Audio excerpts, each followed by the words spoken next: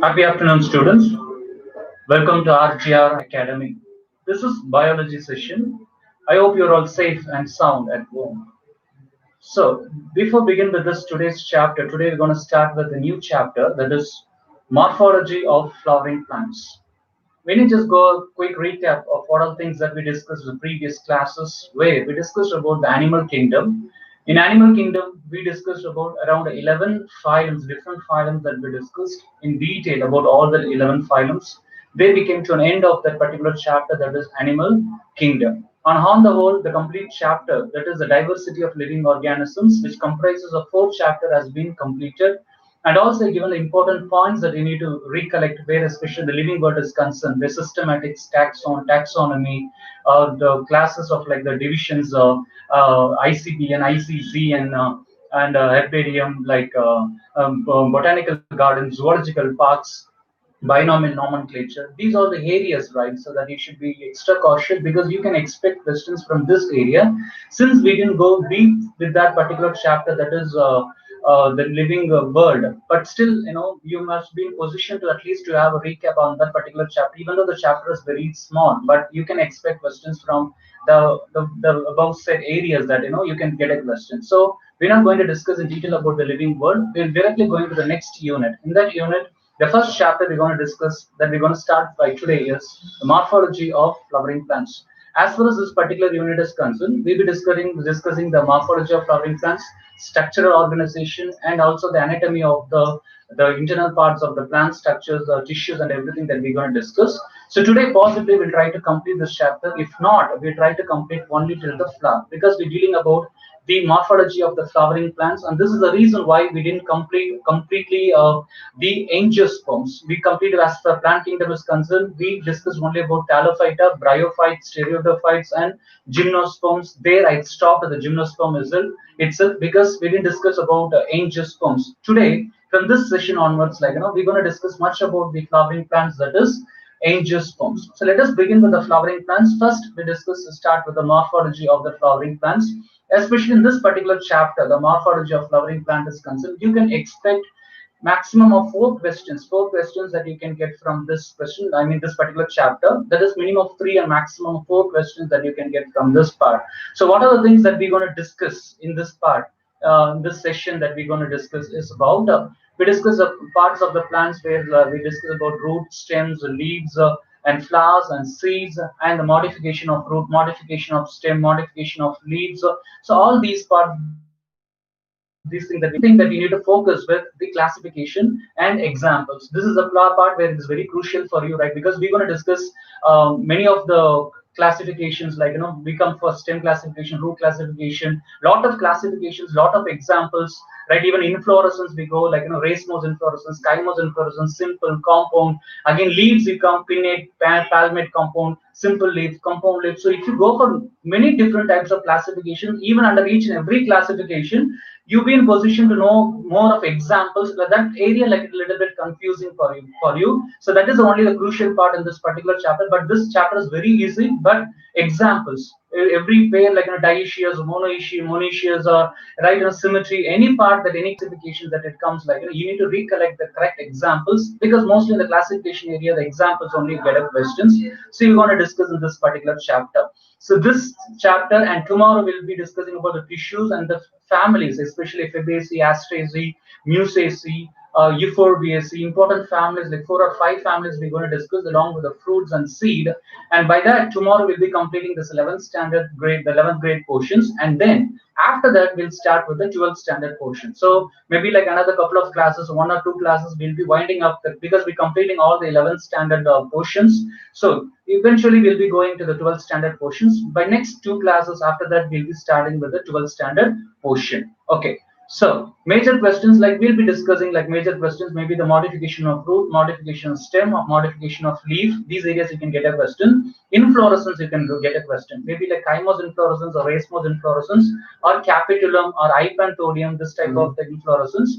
Or sometimes you get a questions from monoecious or dioecious plants. Like they ask you to identify the examples of monoecious or dioecious, unisexual or bisexual plants. These area you can get a question. So when come to that particular area, we'll be discussing like which are the areas that you should be focusing with. Okay, so the questions with examples will come from book, yeah, mostly from the books also, but additionally I'm going to give the supplement for additional examples also. I'm going to give it for you. So mostly what you could see in the NCRT books is quite sufficient, but along with that I want to give a more supplements, like some of additional examples I'm going to give it for you. That will be beneficial. For example, the textbook they would have given Goa, but in the examination they will be like asking like calotropis, like some other like Canda balsam, like some questions, other plants. Like if they ask, you should not get confused. Like what will be the correct answer? For that, I'll be giving additional examples under each category, so it will be beneficial for you. Okay, so I'm not going to like make this session very lengthy because you have studied already this chapter. Because I'm not going to start anything right from the scratch here because you done with the chapter already. I'm just going to give an like outline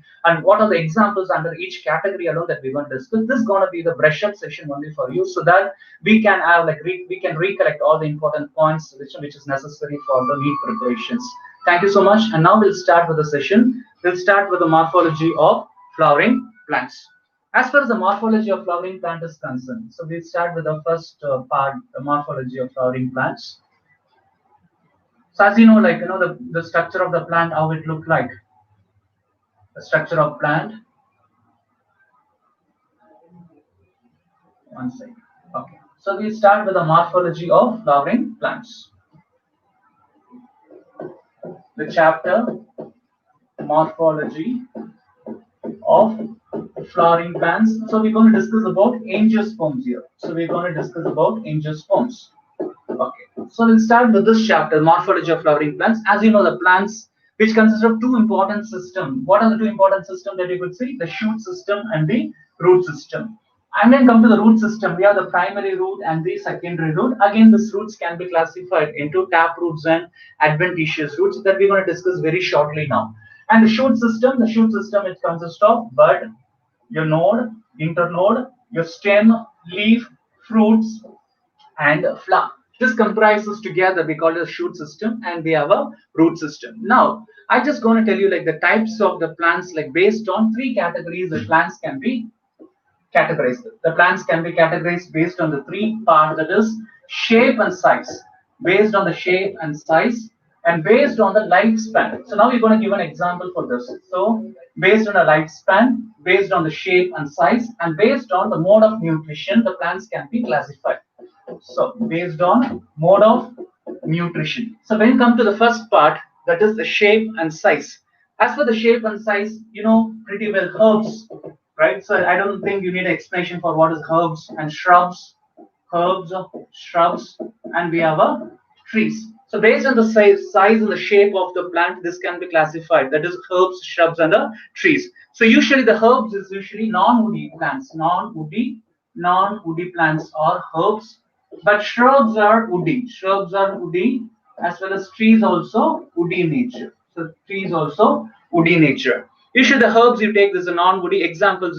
You take, this usually you could see, it's persistence. Usually this is a persistence and aerial in nature. And come to the shrubs part. The shrubs part you could see in case of rose that Duranta examples for shrubs, and trees, mango tree, the neem tree. These all comes under the examples for this one. So we're discussing, as we for talking about the flowering plants, it's understood we're discussing about angiosperm. So that's the reason why I didn't discuss much in detail when we talk about the plant kingdom. We stopped at the gymnosperm itself. So now onwards, we're going to start only with the angiosperm. We even go to the 12th standard portions where we discuss about sexual reproduction and flowering plants, where that part also we're going to discuss about this angiosperms only. Okay, fine. So based on size and shape, herbs, shrubs, and trees. Based on the lifespan, how it can be classified based on the lifespan? Annual plants, biennial plants. So you're going to give an exam. Definitions like what is a biennial, what is annual, what is perennial plants. So This area you can get a questions. They given options and they'll ask you to identify which among the following is an annual plant, which is a biennial plant, which is a perennial plant. So what do you mean by the annual plant? Annual plant where the life cycle which gets completed within a year itself. The life cycle which gets completed within a year. For example, you take the rice or wheat variety, which comes under the annual. Where you could see in the biennial crops, you could see like it's considered two phases. One is vegetative phase and the reproductive phase. We have two phases, vegetative phase and reproductive phase. These are two phases that you could see the life cycle, which one part of the life cycle will be in vegetative phase, other part of the life cycle will be in the reproductive phase. Example, you take carrot, radish, cabbage.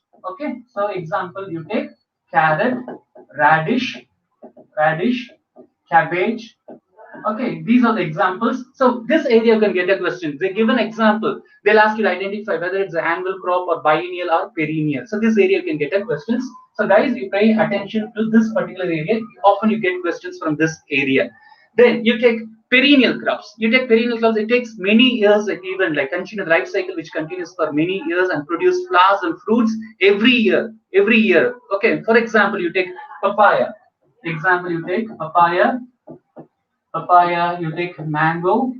Okay, these are some of the examples. Very few examples that I'm giving for a perennial. You take, peas also, exactly. The peas also which comes under the variety. So there's a lot of other examples also, but few examples that I enlisted. So this classification is based on the lifespan. Yes, exactly. Liana is also that you can mention.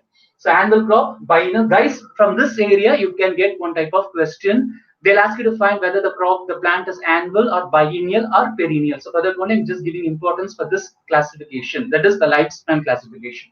Next comes to the plants can also be classified based on the mode of nutrition. Example, mode of nutrition, we could see. What are the two types? We have the insectivorous plants and the parasitic plants. We have the insectivorous plant and we have parasitic. Since the base is not okay, so insectivorous plant and parasitic plant. The insectivorous plants where these type of plants which can grow even in a nitrogen deficient soil. Nitrogen deficient soil, the insectivorous plants. Example, here you could see Utricularia, Nepenthes. These are some of the Drosera. So Drosera, Utricularia, Nepenthes, all these are example for insectivorous plants, and these have the ability to grow even in the nitrogen deficient soil. Why? Because if it takes the insects, like by just killing the insects, it's going to take the required nitrogen. So these types of plants, insectivorous plants, doesn't have a requirement where the soil should have the nitrogen. Even the soil seems to be deficient in nitrogen. This type of plants, that is insectivorous plants,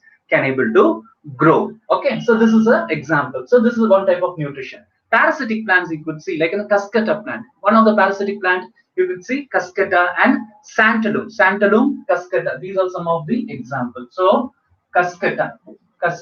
Somewhere, if any questions come, which among the following is a parasitic plant? The parasitic plant is cascata, and you could see santalum. These are like some examples for the parasitic plant. So this is the first type of classification where you could see based on the shape and size, based on the lifespan, and based on the mode of nutrition. So where you can get a question often, you can get question from this area, that is either from annual crop or biennial crop, or you can get a question from a perennial crop. So this area can give an importance for this one. Then for parts of the flowering plants that I told, as already we discussed, there are two main regions. One is the root system, other one is the shoot system. Also, the flowering plants have the two important regions that we discussed in biennial plants, where you could see vegetative, vegetative, vegetative and reproductive. Lichens, which not comes under the parasitic, because lichens is actually symbiotic. Usually lichens where you could say algae and fungi which seems together, where this lichens is not going to give any harm to the host plant. So lichens is not actually be considered as a parasitic. Lichens are symbiotic. It's a symbiotic association. Okay. So cascata, bladderwort. Okay, now guys, can you tell me a bladderwort which comes under insectivorous or parasitic type? So which type the bladderwort plants are comes under? It's a good question. Bladderwort which falls under which category? Bladderwort, as Ari Prakash raised this question. The bladderwort comes under which category? It's like parasitic plant, or which category this plants, the bladderworts can be classified. It's for open discussion. Fine. So this is a one thing. And also here you could see the biennial part, we could see vegetative part and the reproductive part. So here exactly it's an insectivorous. Bladderworts which comes under the insectivorous. Vegetative parts, which are the vegetative parts? Root, stems and leaves. So root, stems and leaf. These are all root, stems and leaf. All these are vegetative part. Reproductive part you take. Reproductive parts are flowers, fruits and seeds. Flowers, fruits and seeds are reproductive, whereas the vegetative parts are root, stems and leaves. Based on this also the plants can be classified into the vegetative part and you could see the reproductive part. Okay, now we'll start with the first part, that is the root that we're gonna discuss. First, we'll start with the root of the plants, then we'll discuss with the stem, and then we'll go with the leaves. Okay, first we'll start with the root. As far as root is concerned, now we're going to start with the root. We'll start with the root. The first part we're going to start with this. As far as root is concerned, what are the main features of the roots are concerned? Roots are usually descending in nature. There are exceptions, of course. Usually, the roots are what? The roots are descending and it is cylindrical. The roots are the features I'm talking about. It's descending, and it is a cylindrical. It is cylindrical. Okay. Fine, you could say descending, it is a cylindrical and it is non-photosynthetic. There are a few exceptions also that we want to discuss. There are a few roots also which perform photosynthetic, right? There are one or two exceptions also is there, right? Cylindrical and non-photosynthetic, and of course it's a geotrophic. So it's a geotrophic. These are all main features that you could see in this case, and this roots doesn't have nodes. It lack nodes, internodes. So here the no nodes, you could see no nodes, no internodes. These are all absent in case of roots here. Lack nodes, internodes, leaf buds, the leaf buds, even the leaf buds, where you could see the leaf, it seems to be absent in this case, and the flower buds is absent. And this consists of the root consists of the root cap. The root which consists of the cap, that is called the root cap, which is actually which covers the functional root. The root caps which covers the functional. PS means photosynthesis. Photosynthesis.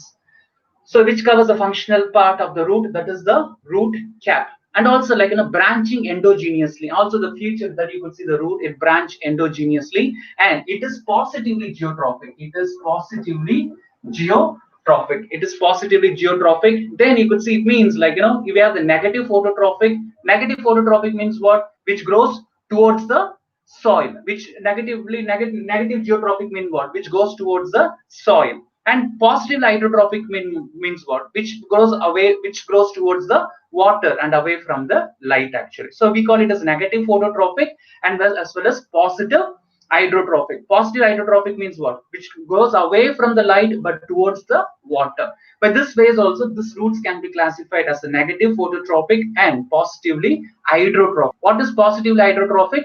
Positively hydrotrophic means which grows the root which grows away from the light but which grows towards the water. This is positively hydrotrophic. Negatively phototrophic means which grows towards the soil. Okay, but in general, it is like positively, the roots are positively geotrophic. So when come to the regions of the root, when we talk about the regions of the root that we studied before itself, the elongation phase, maturation phase, the three phases that we already studied, right? So you can recollect things that we discussed.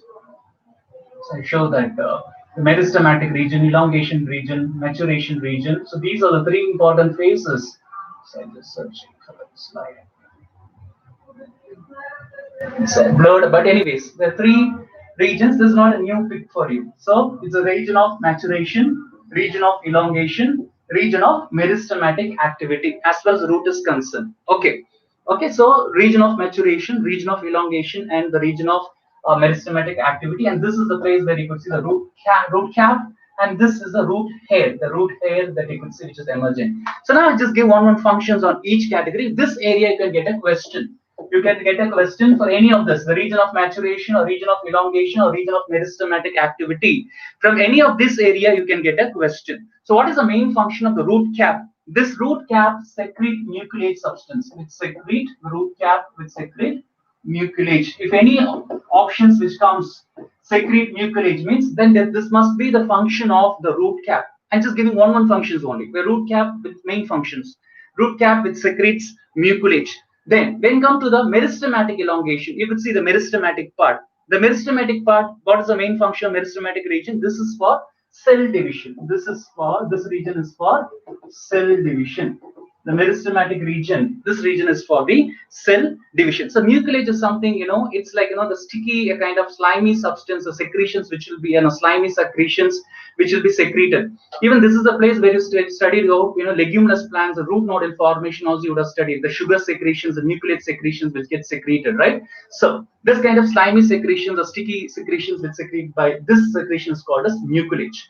And region of meristematic activity, this is called, this main function is cell division, where you could see, like, the meristems are like we would have studied secondary meristem, and we have the lateral meristem. Example for secondary, sometimes they'll ask the question for secondary meristem. Secondary meristem, cork cambium and the vascular cambium. Cork cambium or the vascular cambium are the examples for secondary meristem. So secondary meristem. If they ask the questions for, often they get questions like this. Secondary meristem. Example for secondary meristem, it's cork cambium.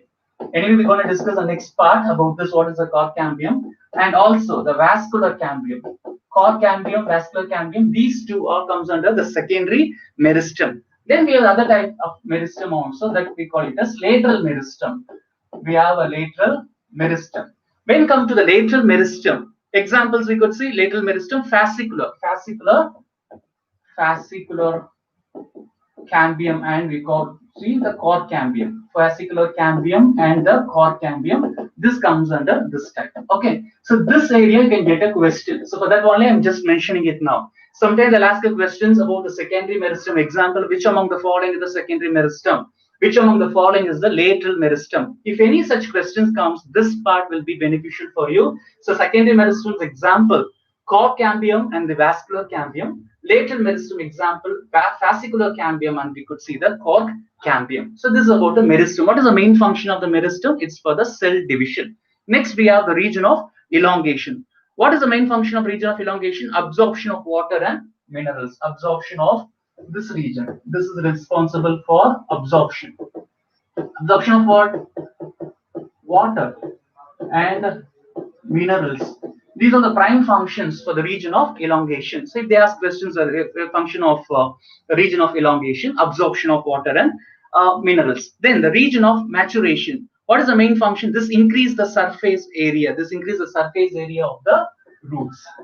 This increase the surface area of roots. Just I'm giving, I'm not confusing with so many functions. And just giving one functions under each category. So region of maturation, this increase the surface area of the root, and also this is the place where the root hair develops. See, this is the place where what's developing here? The root hair. The root hair develops from where? From the region of maturation. This seems to be the important function. So okay, we don't worry about the lateral meristem and the secondary meristem because we're going to discuss the next part. When it comes to the anatomy of the flowering plants, we're going to discuss about parenchyma, collenchyma, sclerenchyma, all the phloem, tracheids, everything that we're going to discuss in detail. So need not worry about at this point of time about the meristem. Okay, just since I started with the meristem, I just I reminded these two things for you. Need not worry about this thing now. Okay, now focus with this part. So root of meristematic action, cell division, region of elongation, absorption of water and minerals, region of maturation. This is where the root hair formation occurs. This also increases the surface area of roots. These are the important functions. Okay, this is all about the regions of a root we're talking about. Now we discuss about the types of a root. As you know, the types of root, the roots are of two types. One is the tap root and the other one is the adventitious roots. So I just give the classification, the difference between the tap root and the adventitious root for you. So something like now I'm searching for it. So tap root and fibrous, that is adventitious root. Yeah. You could see there's a difference between, of course, the font size is it's not clear, and absorbs water, which is a maturation zone, but they said it's the zone of elongation. So the zone of elongation, which is for absorption of water, and zone of elongation, the zone of elongation, which is for absorption of water and minerals. Okay, and the maturation is concerned, maturation place where the root hair develops and which increases the surface area of the roots, and also Matured cells will become the differentiated cells. These are the main functions of maturation. So, okay. So coming to this, the taproot with the adventitious roots. Maybe this is not, the font size is not okay for you, but I'll just orally I just tell what's the difference between these two. Taproot and the adventitious roots. Taproot usually occurs in a dicots. Taproot which usually occurs in a dicots. Adventitious roots which usually occurs in a monocots. Some prime difference is only I'm just giving it for you. Okay, and this taproot which develops from what? Which develops from a radical, which develops from the radical, because we're talking about the dicots over here. But in this case, an adventitious roots which develops from the organ other than the radical. It's not specific only with the radical, other than the radical. So this can be formed. If it is it's visible, it's well and good. Okay, fine. Okay, then this taproot persists throughout the lifetime. Throughout the lifetime, you could see the taproot. But adventitious roots is it's a short-lived. It's a short-lived. And taproot grows deep inside the soil, grows deep inside the soil. But this is not, grow deep. The adventitious roots, which may not be growing deep, it will not grow. It's like shallow, which will not grow deep inside the soil. So this is the taproot where it goes deep inside the soil. Then the main other difference is the primary root which persists throughout the life of the plant, the primary root that you could see. Here in case of adventitious roots, the root that develops from any part of the plant except the radical or its a derivative. This we already discussed. Okay, the last difference that you could see between the taproot and the adventitious roots, where in taproots, the main root of the plant from which the lateral branches, including the secondary root, and you could see the secondary root, and then you could see the tertiary roots which start developing. But here you could see it's not such a differentiation. You could see like secondary roots and tertiary root in case of adventitious roots. A large number of roots develop at a single point itself. Here there you could not see a much of differentiation between the secondary root, a tertiary root. This sort of differentiation that you cannot make in case of adventitious roots. So once again, guys, the main differences that you could see. The taproot occurs in dicots, adventitious roots which occurs in the monocots. Taproot develop from the radical. Here, other than the radical, the root starts developing in case of adventitious roots. Taproot, which is persists throughout the lifetime, but here adventitious roots only short-lived. Okay, this goes deep inside the soil. Taproot grows deep inside the soil, but this won't grow deep inside the soil. Here, the taproots differentiated into primary, secondary, and tertiary roots, but adventitious roots. This is all like number of roots which all like arise from the single point. There you could not see the differentiation like a secondary root or the tertiary root. This is the main difference that you could see with the taproot. Example, for one example that you can give for a taproot, you can say mango. Mango for the taproot. Adventitious roots, example, you take grass varieties. Example, monocots, you can take grass cereals. Cereals. These are all examples where you could see. That's because I told you, like monocots usually adventitious, and dicots, which comes under the taproot. So this makes a differentiation between the taproot and the adventitious roots. Now we're going to discuss about the modification. This is very important area, guys. So when we talk about the modification, so this area can get a question, modification. So from this time onwards, you should be very careful because a lot of examples that we're going to discuss under each category. Anywhere you can get a question. So coming to the root modification. The root modification, I told you already, there are two types of roots. One is taproot. Taproot. The other one that we discussed just right now is the adventitious roots. Now, the taproot also will go for modification, even the adventitious roots. That is dicots as well as monocots. Both can go with the modification. I told you, like this usually occurs the taproot with the dicot plant. Dicot plant, COT, dicot. Okay, sorry, that's dicot. And the adventitious, this is in case of monocot. Okay. So what type of modification is usually going through? Coming first with the taproot modification. Here you could see for the storage, you could see the breathing root. These are two types of the modification. Is this only like two types of modification? The other type of the storage you could see conical, fusiform, naviform. These are storage. This we call it as a fleshy modification. The fleshy roots we call it as. The storage roots can be also called as the fleshy roots. Fleshy roots. And other ones, breathing roots, we call it as, right? We have a respiratory, that is a respiratory roots. Breathing roots can be also called as respiratory root. These are only two things that we have, storage and the respiratory root. Also, we have other type of root, that is nodulated root. There is one more type you can add over here. This is nodulated root. So guys, now I'm discussing only about the taproot. Okay, taproot. So anywhere from this part, either from mechanical support or from storage part, anywhere you can get a questions. Examples only you can get it. Actually, they give actually nodulus part and moniliform or fasciculated root, and they'll ask you an example. So guys, here in this part, you should be very careful with the type and example. For each and every type, you must know the example.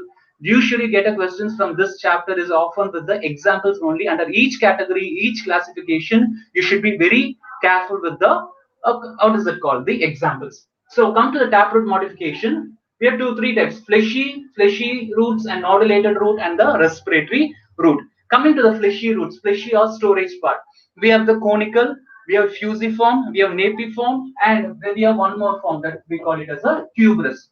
Now you're going to give an example under each category, so you can get a questions from this part. Conical, can you give an example for conical? Under each you need to give an examples. Only conical, fusiform, napiform, and tuberous. All this comes under fleshy. Fleshy or the storage root. This is a type of modification of taproot. Example for conical. Conical example. You take carrot, guys. This is for where part we need to be very careful. You must know the example. So carrot is for conical. Fusiform. Fusiform. Just one example. You make note of this. Radish is an example for fusiform. Napiform example. Turnip. Turnip example, you take turnip or brassica, Brassica, brassica. Tuberous roots. Tuberous, you could say Mirabilis jalpa. Okay, example 4 o'clock plant that you know. Mirabilis jalpa. Jalpa, this is J. Okay, Jalpa. Mirabilis jalpa is for tuberous. So under each category, you must know one example. Okay, this is for the storage or fleshy root. The second type of root under the taproot modification is the respiratory root or the breathing roots. Here it is negatively geotrophic. We should be very careful in this part. The breathing root, it is negatively. We already discussed the root classification as the features is positively geotrophic.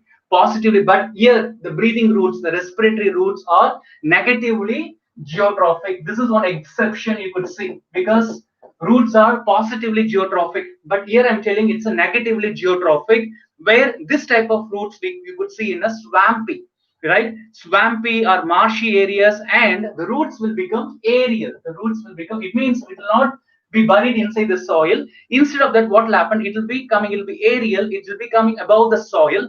Example that you could see is nematophore. Nematophore, the structures, that is a rhizophora. I show that slide for you. So how it looks like the nematophores or rhizophora. So it won't be like positively geotrophic. So maybe I don't think it's clear for you, but still, can you see this image? These are the rhizophora nematophores. It's all aerial. It's not going inside the soil. It's all aerial roots. Can you see the aerial roots? Can you see this type of roots? Can you see? Okay, this is what actually we call it as a nematophores. Nematophores, right? This is the roots become aerial. So here what happened? The roots become aerial, and this is what type of geotrophic here? It is negative geotrophic. It is negative geotrophic. But as for the rule says for the root, it is positively geotrophic. But near nematophores, these are all nematophores. Nematophores. These nematophores are negatively geotrophic. This area can get a question. Example, the plants which produce this type of nematophores are rhizophora. Example, you take rhizophora. This area can get a question. It's breathing roots, exactly. This can be also called as, breathing roots or the aerial roots. These are the negative geotrophic. Example, rhizophora. These are the nematophore. This is one type of modification of tap roots. It's not for adventitious roots. This is for the modification of what? Modification of taproot. Modification of taproot. And these roots are called as respiratory roots, or we can call it as a breathing roots, which helps in a respiration. Okay, this is against the law of a root because it is negatively geotrophic and the roots are aerial. Bruglaria, yes, that was also correct. So you can add a short note and high on this part, that is a nematophore. Okay, and also they absorb the water, and also this is responsible for exchange of gases. This is also playing very important role in not only absorption of water, This is also playing very important role in the exchange. Nematophores also playing very important role in exchange of the gases, where you could see usually this type of roots which present at the swampy and in marshy areas, you can see this type of roots, guys. So this is the respiratory modification. So we done the two modifications. One is the fleshy modification. Number two is the breathing. That is the respiratory modification of a taproot. The next one, the third one is the nodulated type of modification. So what is the nodulated type of modification? Nodulated type of modification. Coming to the nodulated type, example, the nodulated, you could see rhizome, the leguminous plants. This we already studied in the previous parts, like so where you could see this part. So the nodulated. Example for the nodulated modification. Example, nitrogen fixing, especially in case of pea plants. In case of pea plants, in gram plants, in all this case, like you could see, nodulated, especially this plants, the leguminous plants, which has the symbiotic relationship with the bacteria, that is rhizobium, and this comes under the nodulator, where this leads to the formation of root nodules which fix the atmospheric nitrogen. We already discussed about this process in nitrogen fixation, so I hope you can recollect the root nodule formation, legumoglobin, nitrogenous enzyme, all these that we discussed in a part we discussed. So this nodulated root is again a modification of what? Taproot. So summary, taproot modification of three types. One is for fleshy and storage, the other is for the breathing root or the respiratory root, and the third one is the nodulated root. Breathing root that we given again example, like Rhizopora, Avicennia, Rhizopora. These are all examples that you can write. Now we're done with the taproot modification. Next we move on to the adventitious roots modification. Coming to the adventitious roots modification, again this modification for storage. So guys, remember adventitious is for monocot. So storage, this for mechanical support, and this is also for vital function. Based on this adventitious root modification can be done. Okay. Now storage, tuberous roots, fasciculated root, nodulous root, moniliform root, annulated root. These are examples for storage, right? Where food is getting stored here. Mechanical support, how the food, I mean, its root is getting modified, adventitious root. Prop root, stilt root, climbing root, buttress root. Vital function, epiphytic root, foliar root, sucking root, photosynthetic root. These are the examples. Now, I just going to give one example. So you just cross check, like you can answer for all these questions. The questions comes like that only. Which among the following is a fasciculated root? They give an example. Out of 4 options, you need to identify the correct option. So like that only the questions come. So first example, you take tuberous roots. Example for tuberous roots, you take sweet potato. I'll write in a small letter here. Just confirm it. So sweet potato, which comes under the tuberous roots over here. Fasciculated root. This example you get dahlia. So mostly you get a question from this part. Which of the following is a fasciculated root? They give an option. In that you need to identify dahlia. Dahlia is an example for the fasciculated root. Then you can take nodulous root, and then moniliform root. And moniliform root you could see Momardica. So moniliform, you take Momardica that you can take. Nodulous roots. Nodulous root you can take turmeric. You can take turmeric as an example for nodulous roots, and you take annulated root. Annulated root example. Can someone tell me annulated root example is cephalus? So this is what actually the critical part, where like the same way you need to study for the stem modification, leaf modification, but everywhere you need to recollect the examples. That is a very crucial part. You need to know the examples under each category. That is where you get a question. Okay guys, so tuberous root, sweet potato, fasciculated. I'm just giving one example. It doesn't mean like you need to take only this example. You must be knowing already many examples. You can take that examples also. Since the time consuming, I'm just giving only one examples under each category. So nodulous, turmeric, moniliform, momardica, and annulated roots you take cephalus. These are for the storage function. Coming to the mechanical support. We have the buttress roots. Buttress roots, you could see where you could see the buttress roots, ficus and bombex. Ficus and bombex, you could see this buttress roots. Climbing roots, where you could see this type of the climbing root. Can someone tell me? Beetle,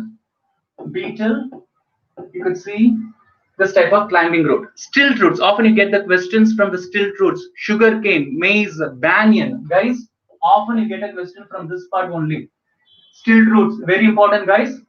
Repeat the questions which come from the stilt root. Stilt root, you take sugarcane, maize, banyan. Sugarcane, maize, banyan. Guys, banyan. Screw pine. So when the question answer comes screw pine, so this is of like stilt roots. So stilt roots example: sugarcane, maize, banyan, screw pine. These are the, because repeatedly you get questions from the stilt roots only. So that's why I'm giving importance for stilt roots. I'm giving more examples here: sugarcane, maize, banyan, screw pine. If you could see any of these options, you go with the stilt roots because stilt roots are repeatedly asked question. Okay. Then you come to the prop roots. Prop roots, you could say banyan. So banyan is the example for the prop roots. So mechanical support, often you get questions from the stilt root. Okay.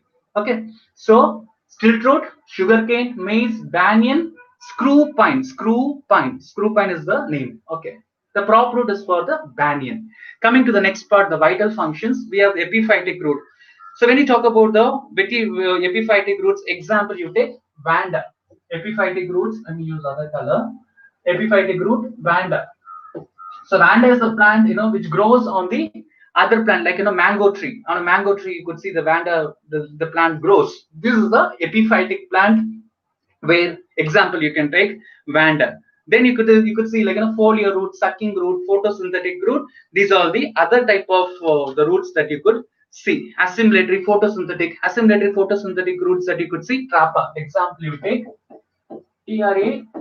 Trapa is an example for photosynthetic. Then we have a parasitic root, the sucking roots. If parasitic root, the sucking root, cascata. Guys, you get question from this part also. Cascata.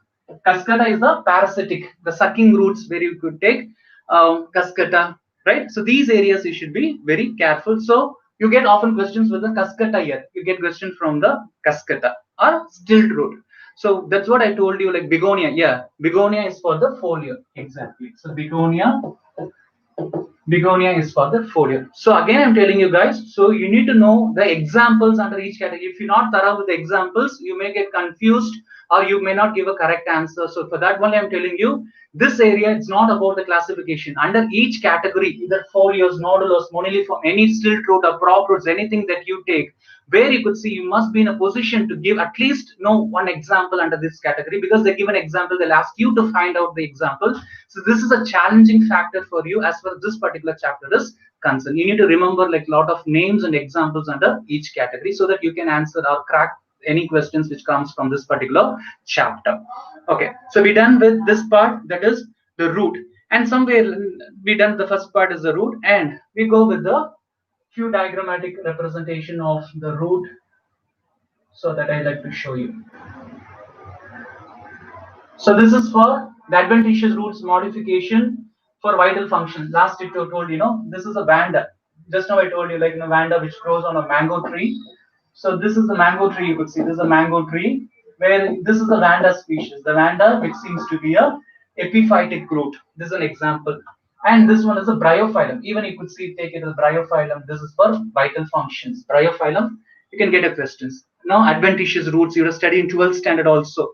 Adventitious roots where velamen exactly. So velamen also you can make note of it. So bryophyllum, adventitious roots. Often you get a question that you'll be studying in detail when we talk in 12th standard as well. Okay, so velamen that you take, that photosynthetic functions, especially the photosynthetic functions, you should be very careful with the velamen. Often you get a questions from this part. And cascata, I told you cascata is the parasitic plant which parasitize the host plants where it grows, the cascata. Then tinospora, which has got the photosynthetic root. Here you could see the photosynthetic root. Example you take tinospora. These are the few examples that you could see as far as the adventitious root modifications for the vital functions. These are the other type of roots I told you, right? Where you could see tuberous roots. The tuberous, we already discussed about this, guys. I'm just showing an image only. So the tuberous roots, right? Fasciculated. Sometimes they'll give the image of this and they'll ask you to identify the sequence. What does A, B, C, D represents? By looking at the structure, you need to identify what type of root is there. So here, swallowen structure you could see. This is the fasciculated root. This is the fasciculated root. It's swallowen and end with the tapering ends. So this is the fasciculated root. Then in between. So this annulated root and the nodulose root. Nodules that you could see. Right, in case of like leguminous plants, the rhizobium fixation, the nitrogen takes place. Okay, these are the few examples that you can make note of it. And so we're done with the root part. Next, we'll deal with the stem. So let's start with the stem. Okay, so now we go to the next part. Stem. We're done with the root. Next, we're going to discuss about stem. As far as the stem is concerned, so what is the stem? That you know the stem where we discuss about the stem. It's a green part of the plant that you could see. As far as stem is concerned, this stem modification, which has got three type of modification. What are the three type here? Underground modification, aerial modification, then we have subaerial modification. So now we're going to give an example. Just I given the classification, right? I'll sure I'll send the pictures. Just send me hi, send pic. So I'll be sending the pics for you. So I'm not telling I'm not send a picture. Definitely I'll send the pics for you. So underground, aerial, and the subaerial. Now I'm just giving an example for the rhizome. You know the rhizome, tuber, bulb, corn, and everything. So coming to this part for underground, you're going to give me examples under each one. We have the underground. That is stem modification. We're talking about stem modification. We're done with the root modification. Now we go with the stem modification. We go with the rhizome. Then we have tuber. Then we have bulb. Then we have corm. We have corm here. Okay. Example. So I hope just identify yourself, analyze yourself. You are in position to can give an example under each category. Coming to the aerial parts. Aerial parts, how you can make it out? You can make it as a tendrils. Tendril. Guys, this area can get a question. So thorns, example. Understand yourself, analyze yourself. Are you in position to give an example under each category? For that only I'm not giving an example now. So phylloclade. Phylloclade is under this, and cladodes and bulbil you can take. Cladode. I think I mentioned everything. Cladode and bulbil or bulbil. Okay. Okay. So this is for aerial. Subaerial, runner. This is very important, guys. Runner, sucker, offset, stolon. This you will be studying in the 12th standard also. So understand you are in a position to give an answer. Runner, sucker, stolon, offset. So I just going to give an example. You just cross check whether your answers are correct over here. I just give an example for rhizobium. Rhizobium, gingiber you take. You take an example. Gingiber. Take an example. Ginger. Tuber. Example you take solanus. Bulb example. Onion. Or you take lily. Corm you take crocus. I think spelling crocus, C-U-S. Okay, I think it's correct. Crocus. Okay, crocus. Then alocasia. Then we have alocasia. Okay, or you take colocasia. C-O-L-O-C-A-S-I-A. Colocasia.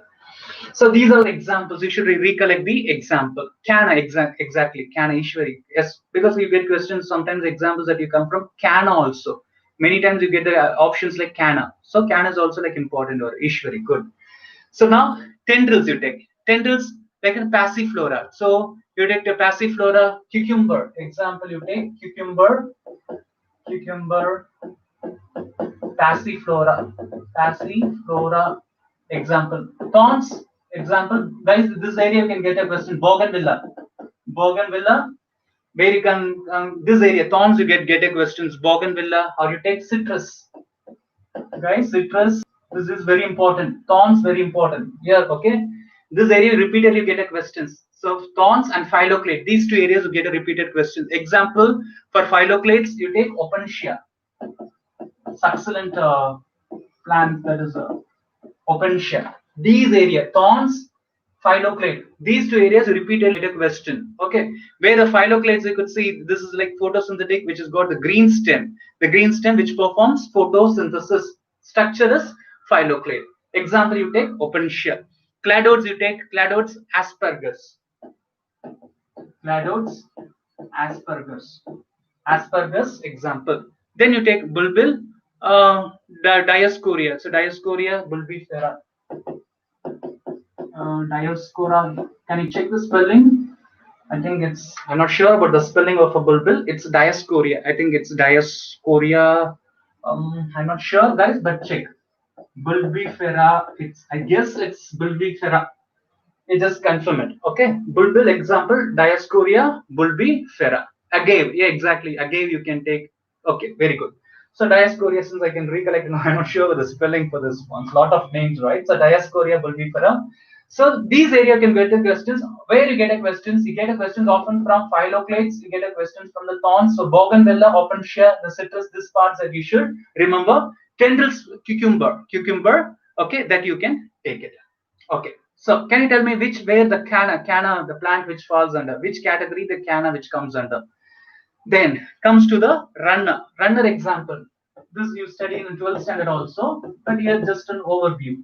Runner example. Com. Exactly. Com. Oxalis. Oxalis. Succus. Succus. Chrysanthemum. Chrysanthemum. Offset. Very good. See this offset. Offset you could see in lettuce and water hyacinth. Lettuce. Lettuce. Water hyacinth. Icornia. Hyacinth. Hyacinth. Icornia species. Sometimes they give Icornia the names. It means water hyacinth only. Stolen you take jasmine. You take stolen in case you take jasmine. Okay, you can take. I think maybe I'm not sure. Peppermint also you can take, but I'm not sure. Peppermint. Pepper. I'm guessing it must be peppermint, but I'm not sure. Okay, stolen peppermint. So guys, these area you should be terror of Bengal, Icornia. If any names comes like you'll be studying ecology, where like terror of Bengal, eutrophication, that area also you'll be studying about this one. So that is water hyacinth. That is terror of Bengal or Icornia species. If Icornia comes also, it just go directly with the offset. So under each category, please understand. Are you aware of like one example? One example. And you take Frigeria, you take Liana, you take that you take an examples. But since it's time consuming, I'm just giving one examples under each category. Any part, but often repeated questions that you're getting from the thorns, then and from the phylloclade, or you get from the offset or from the stolen. This area is only this area you get a question. Offset you get a question, or stolen you get a question. So for repeated questions which comes from these areas only. So tendrils, when we talk about tendrils, like tendrils visually sometimes which forms axillary bud also. Tendrils which leads to the formation of axillary bud. Can you give an example where the tendrils leads to the formation of axillary bud? This area also you can get a question. Tendrils which leads to the formation of axillary bud. Where you could see the tendrils which will be manifested and forms axillary bud. You could see in case of grape vine and pumpkin. Grape vine. I'm writing in red, guys. So grape vine. I'm writing grape vine and pumpkin over here. Okay. This is an example where the tendrils can be manifested to axillary bud. Axillary bud. Okay. The examples you take in case of grape vine, pumpkin. These are some of the examples. So this area you can get a question. So for that one, I'm just giving an additional importance for tendrils. Because one time they asked this question, tendrils which change to the formation that is the axillary bud, examples they can ask actually. So, okay, exactly. So, pistia. Yes, Kavita, you're correct. You're correct. So, these are some of the examples that you should remember. And sometimes what happens, the stems where happen, like, the tree which has like, strong stem, the tree which has a strong stem with a hollow internode. What is the term we call it as? Sometimes the stem we call it as, right? So stem, the trees which is having, the strong stem with the hollow internode and strong nodes. What is the term that we give it for that type of stem? We call it as cum. Culm. Okay. Example for axillary buds. I just what I told you, grapevine, pumpkin. So whatever I'm writing on the board, I'm dictating it orally because sometimes like it's may not visible for you. Sometimes the board seems to be clumsy. For that one day I'm dictating. So what I wrote in the red is grapevine, pumpkin. Okay, fine. So come. So I write it in the because you cannot see it. Culm. Okay. Culm. What is this cum? Cum means what? The cum is actually the tree which has got a strong, because you should not think like, what is cum. Cum is nothing but it's a strong, the tree has a strong stem with a hollow internodes, that we call it as a cum. So this type of questions comes also, must be in a position to answer. So now we move on to this part. So different modifications. Just now we discussed about the modifications over here. The rhizome that we discussed, just pictures that I'm showing you. Then you could see the bulb in case of onion.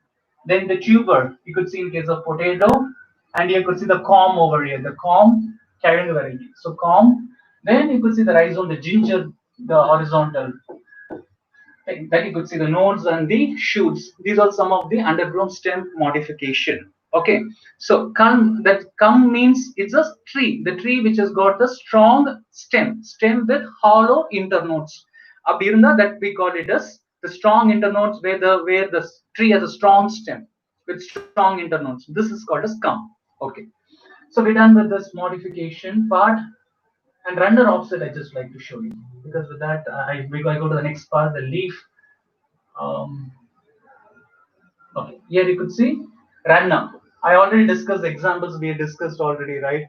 You know, can you go and give an examples like, you go with any higher plants variety with a strong internodes, like, without the xylem, the tracheids with a strong stem, You go higher plant variety, then you take an example for the you take eucalyptus also. You take higher group varieties with strong stem and a hollow internode. That type of big plants, like the trees that you can take as an example for culm. So runner stolon. Already gave an example for runner stolon. Here you could see what this is, water hyacinth. So Icornia species. I told you, right? This is Icornia species. This we call it as terror of Bengal. So I'm calling this as water hyacinth. This is water hyacinth. So one of you mentioned is the terror of, yeah, it's a terror of Bengal. It's a terror of Bengal. Then we have a sucker. Okay, fine. So we're done with this part, that is the modification of stem. Next we move on to the modification of leaf. So when we come to the leaf part, so we now will start with the leaf. Third part, we're done with the root, then we're done with the stem. Now we move to the leaf actually. And before going to the leaf, you should also understand the stem, where the buds, we have the buds, what we call it as the buds. Buds are young, immature, underground, and the compact shoots that usually we call it as the buds. Because I forgot to tell you, like when we discuss about stem, there's a little bit of a buds. So the buds are of two types. What are two types of buds? Axillary buds and the terminal buds actually. Okay, fine. So we're done with that part. Then we move on to the leaf. So what are the parts of the leaf? Usually the parts of the leaf have lamina. So the leaf, which consists of three important parts, where you can see the leaf base. The leaf base. Then we have petiole, and we have a lamina. So these are the three regions where you could see in the leaf base. So leaf base is also called as hypopodium. Leaf base is also called as hypopodium. Petiole is also called as mesopodium. Lamina can be also called as epipodium. So epipodium, you could see the mesopodium, and we have a hypopodium. Okay, so this is how the leaf can be classified. So this lamina can also be called as what? This can be also called as leaf blade. Or so the lamina can also, that is epipodium. This is also called as, there's a leaf blade, and this which consists of the veins, veinlets, and you could see the midrib over here in the center, the vein. You could see the midrib. Okay, so you could see the midrib vein, and you could see the foliar appendages that you could see. This is the stipules, and this talc-like structure. This talc, we call it as a petiole, and this perforations, this we call it as a blade of a leaf. Okay, So leaf blade, this is also called as lamina, the margins we got. So what is the main function of the leaf? We're responsible for the transport of water, transport of minerals, transport of the food, and photosynthesis functions. This already because chlorophyll, the chloroplast, all things that we studied because it's a kitchen of the plant. The leaves, which we call it, is a kitchen of the plant, where all the manufacturing, the photosynthesis process, which majority which takes place in the green part of the plant, that is the leaf. Actually, there's a main function that you could see leaf. This we already discussed in the photosynthesis. So leaf base, what is a leaf base? The leaf base which attached to what? This attached to the stem. The leaf base which get attached to the stem. Okay, in case there is one exception where you could see in Fabaceae, can you name what is actually the modification that you could see in Fabaceae? The leaf base which attached to the stem, but in case of Fabaceae, the leaf base will become swollen. The leaf base is swollen, and in Fabaceae, that we call it as a pulvinus. The name that we give for a Fabaceae, that particular family, we give the word called as pulvinus. What is pulvinus? Pulvinus is it's again the leaf base where you could see the leaf base is actually swollen nature. This is somewhere swollen structure that you could see. So usually the leaf base which attached to the stem. So this is the leaf base, and this is getting attached to the stem. So this is what actually we call it as leaf base. But in case of Fabaceae, this we call it as the leaf base. We call it as a pulvinus. Pulvinus means here the leaf base will become swollen in structure. So we call it as pulvinus here. Okay, this word that you should remember, pulvinus. Then petiole. Petiole, which what to the petiole? Petiole which joins lamina. Petiole is a structure. This is a petiole. The petiole which joins a lamina, which lamina with the stem. So petiole which joins lamina with the stem. With the stem. That is a function of the petiole. And the lamina, that is like the leaf blade. So constitute together we call it the structure of the leaf. Now we're going to discuss about venation. So as far as venation is concerned, there are two types of venation: the parallel venation and reticulate venation. Parallel venation and the reticulate venation. So when we talk about venation, I'm not going deep in that, so I'm just giving a classification. So under which I'm going to give an examples for each one. So parallel venation, then we have a reticulate venation. Again, this parallel venation can be classified into pinnate and palmate type. Pinnate and a palmate type. Again, this can be classified into pinnate and a palmate type. So this classification is already studied here. Okay, parallel, pinnate and palmate, reticulate palmate, and that is pinnate and the palmate. I'm just going to give one examples under the parallel and the reticulate venation. Example, can you tell me, this is, you take an example, banana, then turmeric. Examples are very important here. So you take examples of ginger. Then palmate. Palmate again classified into convergent, then divergent.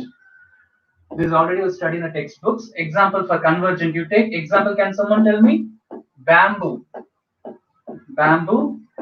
rice. Divergent example, fan palm. Reticulate example, palmate. I think I'm guessing it. Is it papaya, guys? Can I go? I'm guessing it. So palmate, yes, palm shape. Papaya, I guess, yes. So palmate, we go with the papaya. Haricate, cucurbita.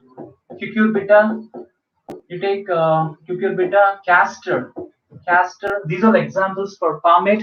Coming to the pinnate, very common example. You take Mangifera indica, hibiscus rosa sinensis, Mangifera indica. These are all examples. So in this area, so questions which correct only, yeah, because I have slight doubt with the papaya. Fine. So bamboo. Okay. So they ask which is example of a convergent palmate parallel venation. Like this, only the question will come. So convergent palmate parallel venation. Example: bamboo, rice. Divergent palmate parallel venation. Example: fan palm. So this is how actually the question comes. So this classification is very easy, but under each category, are you in position to identify the correct example or finding the correct example? This is what the crucial and the tough task in this particular chapter. Okay, guys. So we're done with the venation based on the veins over here. And in general, the leaves can be classified into simple leaves and the compound leaf.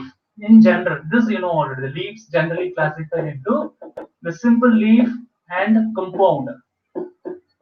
Simple leaf and a compound leaf. These are the generally the classification which occurs. So what is a simple leaf? Where the lamina is not divided. Where the lamina is not divided, this is a simple leaf. So again, the simple leaf again classified into what? Pinnate type, and again this can be classified into palmate type. So here this classification you know. So this simple how the simple leaves usually the lamina is not divided, but compound leaf the lamina seems to be divided in this case. Simple again classified into pinnate and the palmate here. Where you could see in pinnate what happens? Incisions it will not reach till the midrib. Incisions will not reach till the midrib, but palmately what happens? The incisions like not reached up to the petiole. So here the incision not reach until petiole. But here in pinnate, what happens? Incisions. So incisions you could see like incisions you can see like the mainly like it not reach till the midrib. Here the incisions will not reach until the petiole. Example for pinnate, it's a radish you can take. Here you can take example radish. Example for palmate you can take ricinus. Example you take ricinus. Both are simple. One is pinnate, other one is the palmate type. Okay.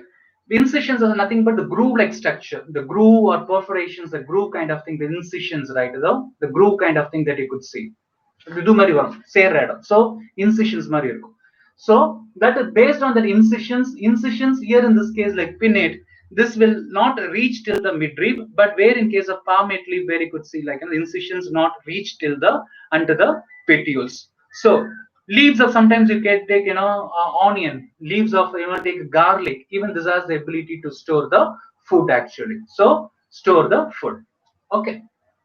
So this is about the leaf, that is the classification that we have discussed. Next, we discussed about the compound leaf. We discussed about the compound leaf. We talk about the compound leaf. The compound leaf, again, this can be classified into pinnate and palmate. Now, coming to the classification of pinnate, uni, that is like leaflets where you could see pinnate, what happens? The leaflets as seems to be the lateral, it seems to be lateral on the elongated axis in this case of pinnate, where you could see unipinnate, and we have bipinnate, and we have a tripinnate, and we have a decompound examples, I mean categories. Palmate you could see unifoliate, and we have bifoliate, trifoliate, and we have quadrifoliate.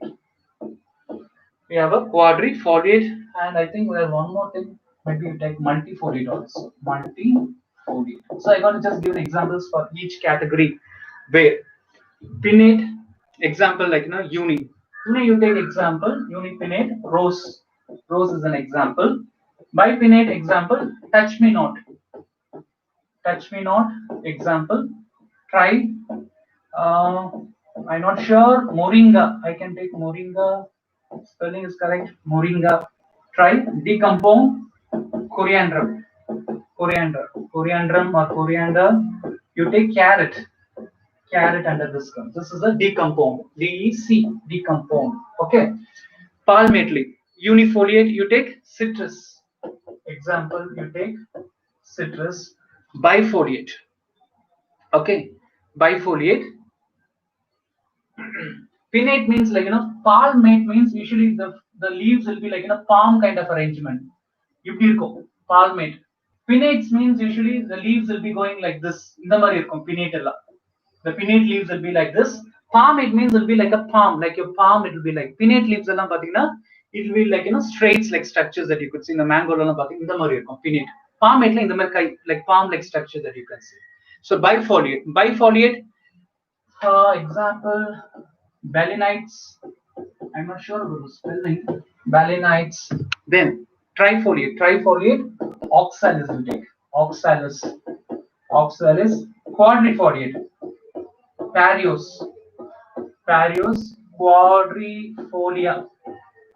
quadrifolia, multi, bombax. These are some of the examples that you can take, right? So, as far as the compound leaf is concerned, you could see the lamina is completely incised up to the level of what? Up to the level of midrib, up to the level of the petiole, you could see. So based on that, only this compound leaves were divided into pinnate and the palmate. Under the pinnates, where you could see leaflets are usually, you could see pinnate, where you could see leaflets are lateral. Usually the leaflets are lateral.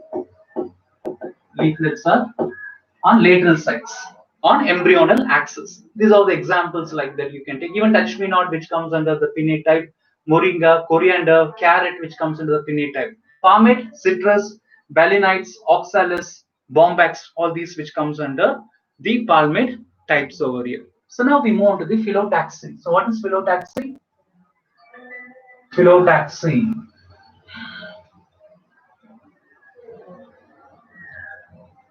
Phyllotaxy.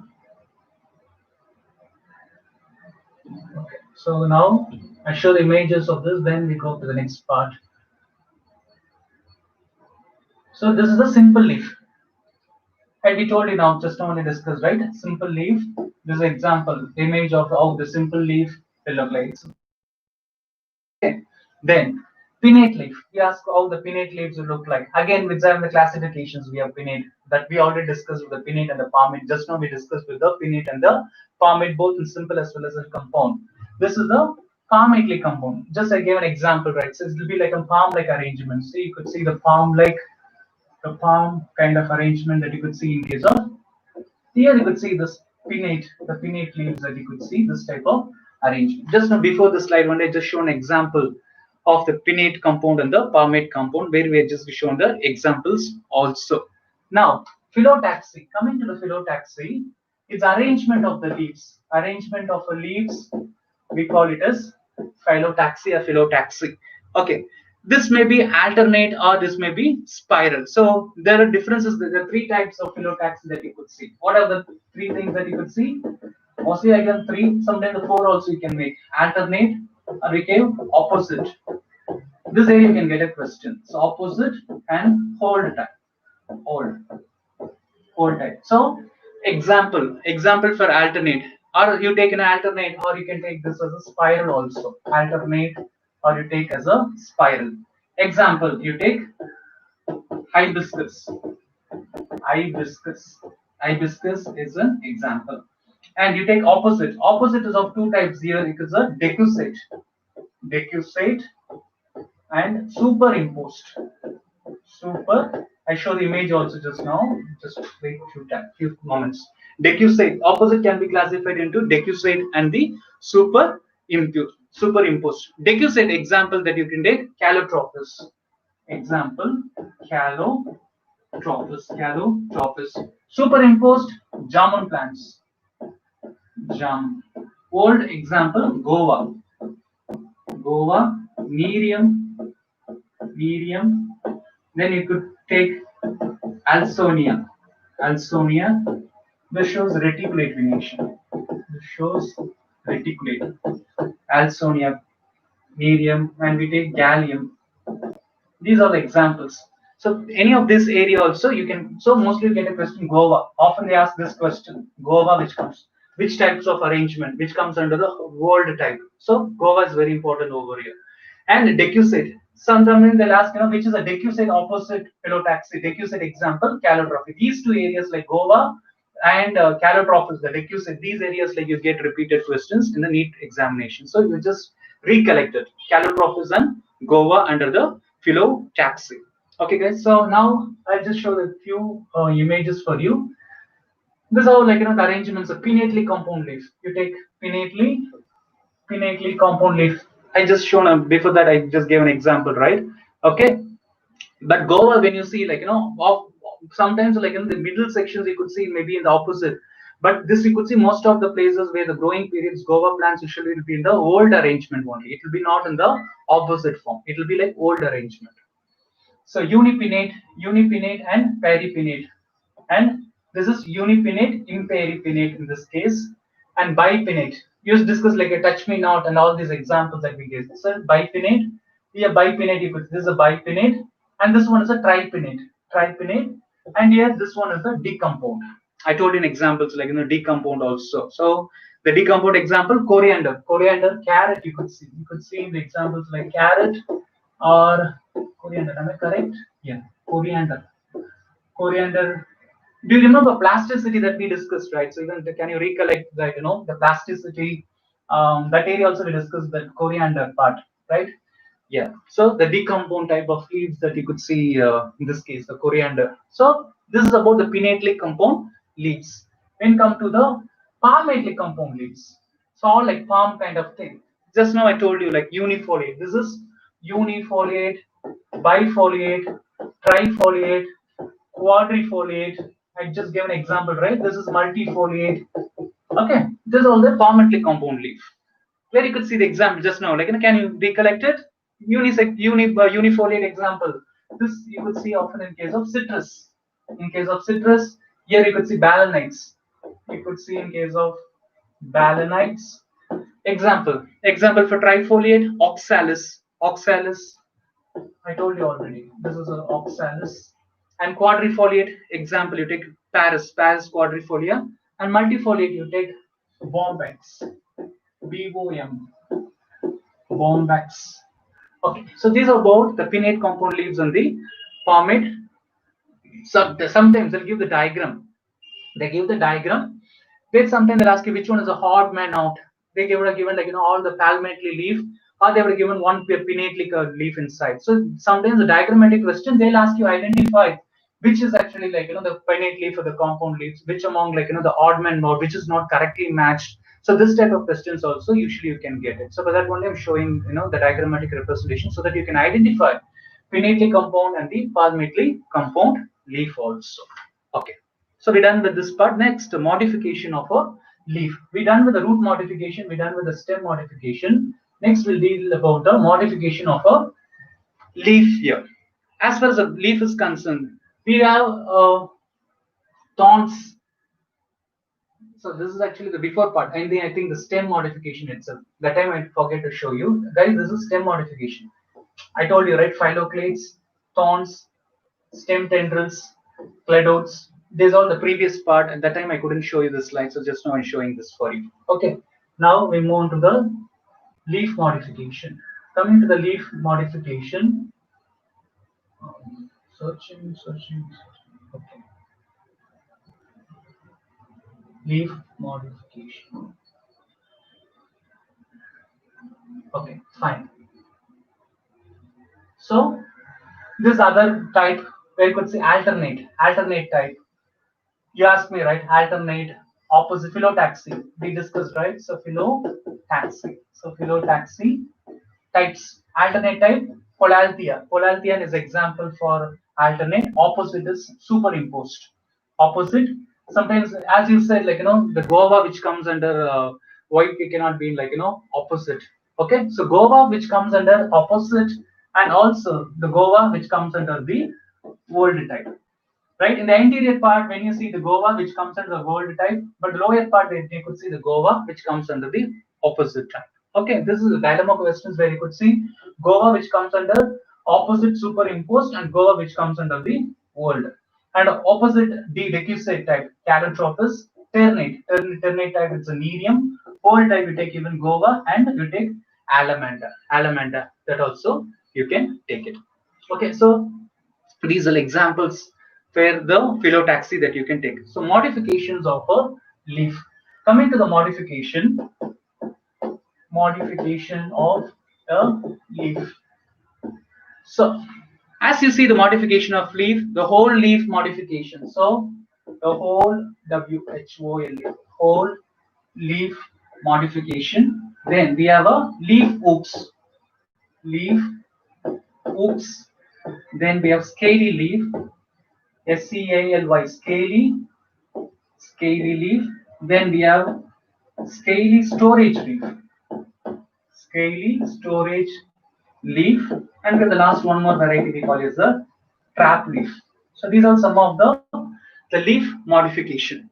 Coming to the whole leaf, you can take an examples like tendrils. You can take an examples where tendrils you can take. Okay, it's confusing. More modification. Yes, exactly. That's what I do.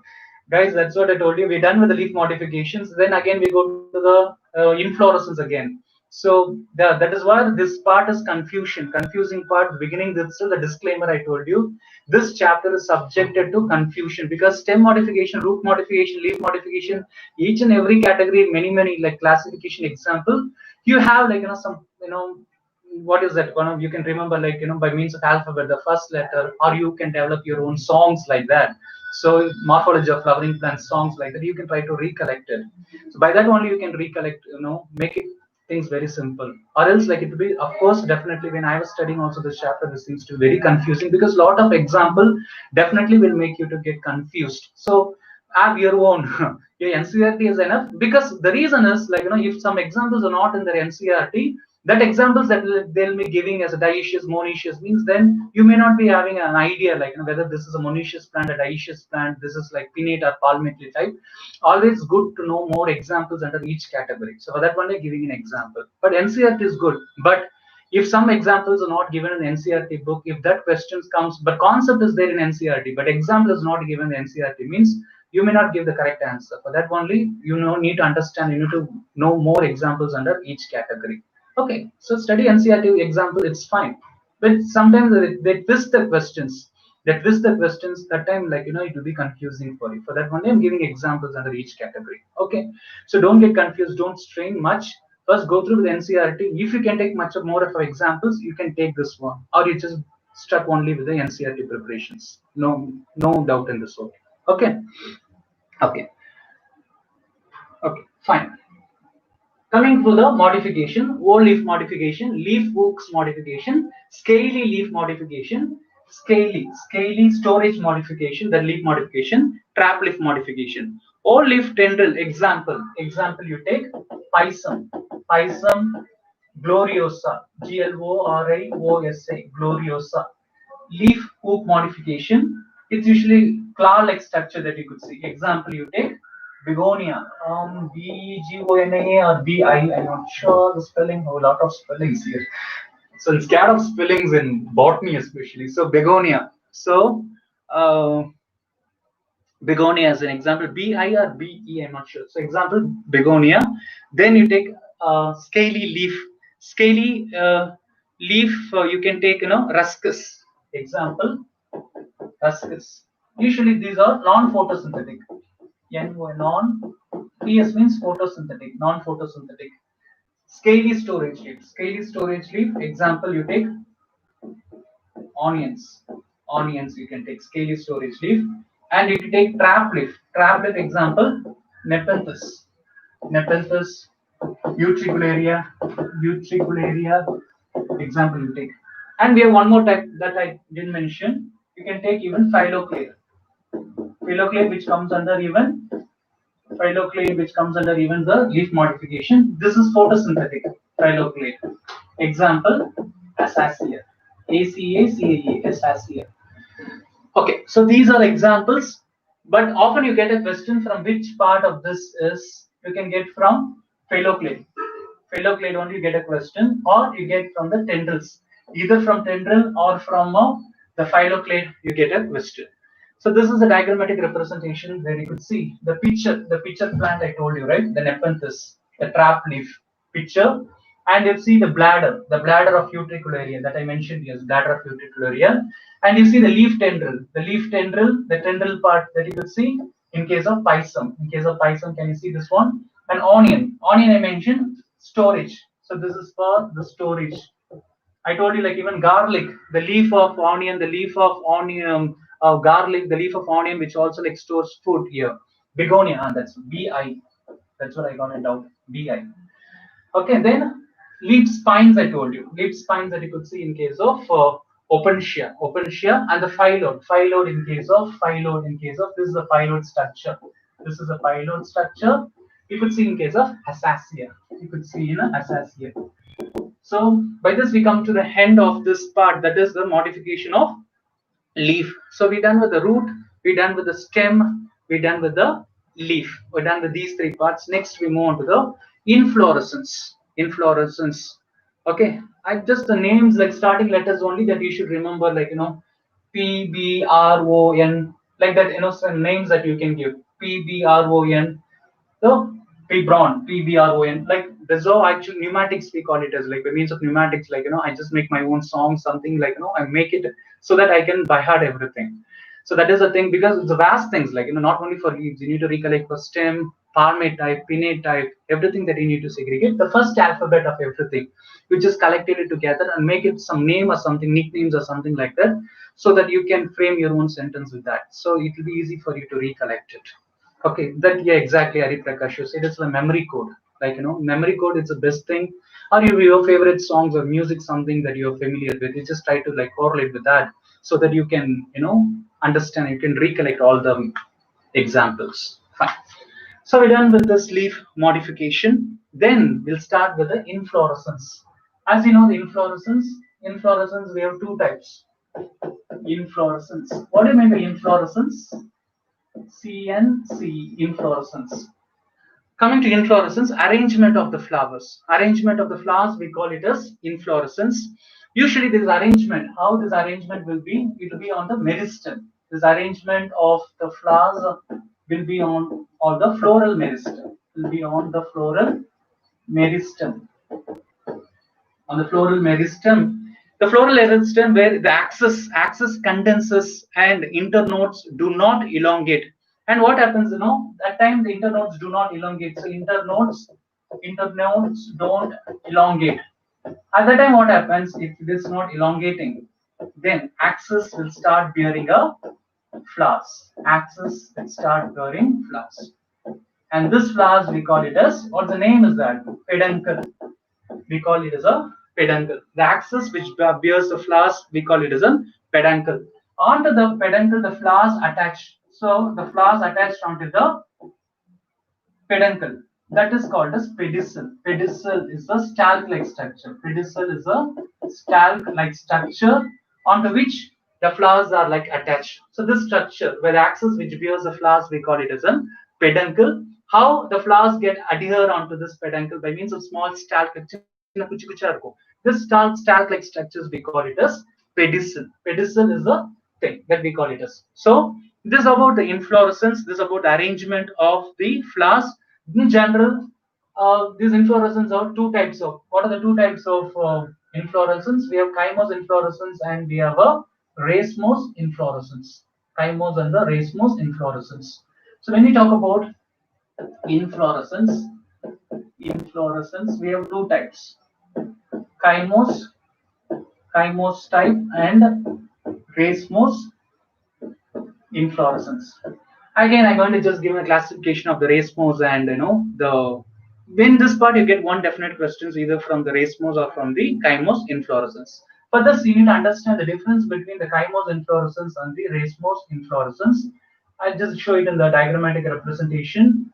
The difference between the racemose inflorescence and the chymose inflorescence. Here, what is the first difference where you could see in the racemose? As far as racemose inflorescence is concerned, here the main axis continues to grow. Main axis which keeps on growing, the main axis which continues to grow. This is a feature of the racemose inflorescence. But chymose inflorescence, the main axis which will not be continually growing. So this terminates in the flower, where one point of time what will happen, the flower will come and terminates here. So the main axis which will not be continuing further. So, but in racemose inflorescence, the main axis continues to grow. This is the one difference. Here the growth is unlimited. Here the growth is unlimited in case of racemose. Racemose. Here in chymose inflorescence, the growth is limited. Growth is limited. And other main differences, the flowers are born in acropetal succession. You must be knowing what is acropetal succession and basipetal succession. There are two types of succession that you could see. In racemose, it is, for example, racemose. Racemose, you could see acropetal succession. Chymose, you could see basipetal CB. That is, CB is cymose is for basipetal succession. Racemose is for acropetal succession. In case of acropetal succession, what happens with acropetal? Where the old flowers will be at the base. So here you could see the older flowers. The older flowers will be at the The older flowers will be at the base, and new flowers, the new flowers at the apex. The new flowers will be at the apex. I may use white. So here you could see the new flowers. Here, base, you could see the older flowers. Older flowers. This arrangement we call it as an acropetal. This is called as acropetal succession, where the older flowers would be at the bottom and where you could see the new flowers at the tip. Okay, so this type of arrangements that we call it as an acropetal succession. What you could see in the basipetal succession, where you could see, like, the older ones at the bottom and where you could the older ones at the top and the newer ones at the bottom, the vice versa condition that you could see. This in case of chymos inflorescence, due to which what happens, acropetal successions where the growth is unlimited, because older ones anyways is going to come at the bottom, the newer ones going to occupy at the top. So what happens, like this always will be going, what will be unlimited growth.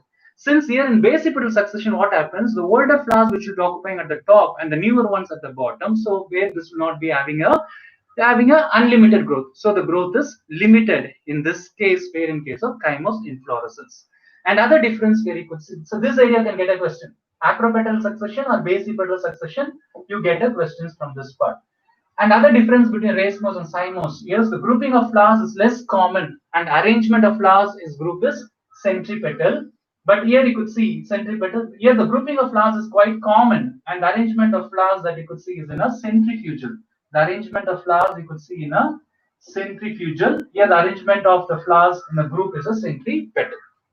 So this makes a difference between the racemose inflorescence and the chymose inflorescence. Now we go into the classification of the racemose. First we'll discuss about the racemose inflorescence.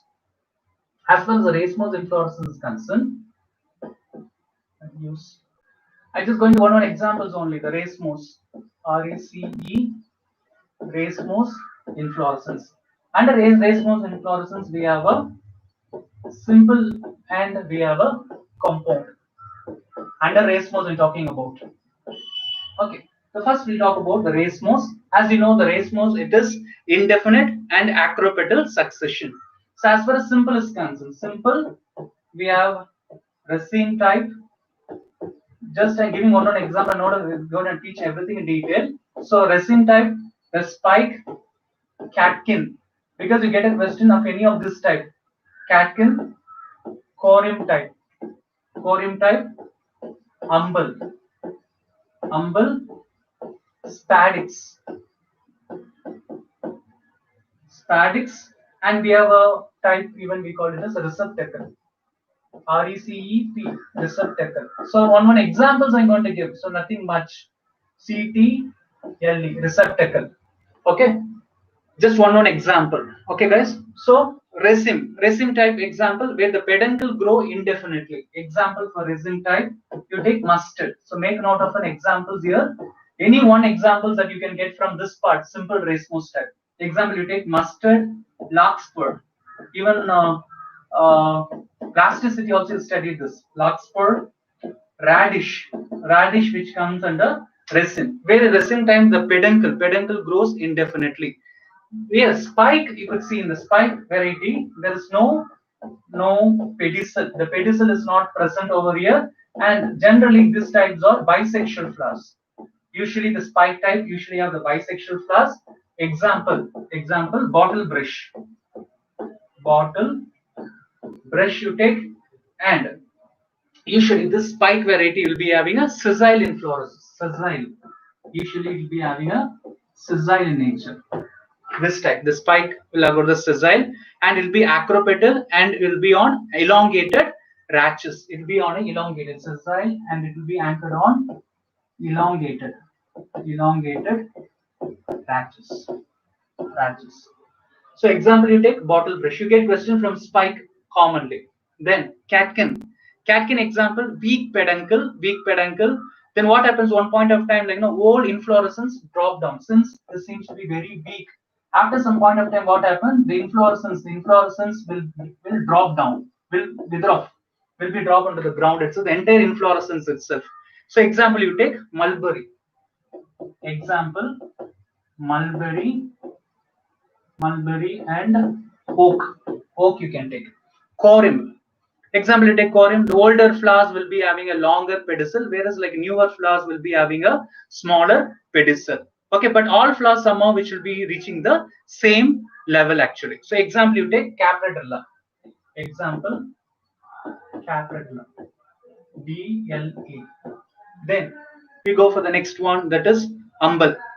Umbel, you could see, there's numerously branched where you could see the pediculate. Example, centella.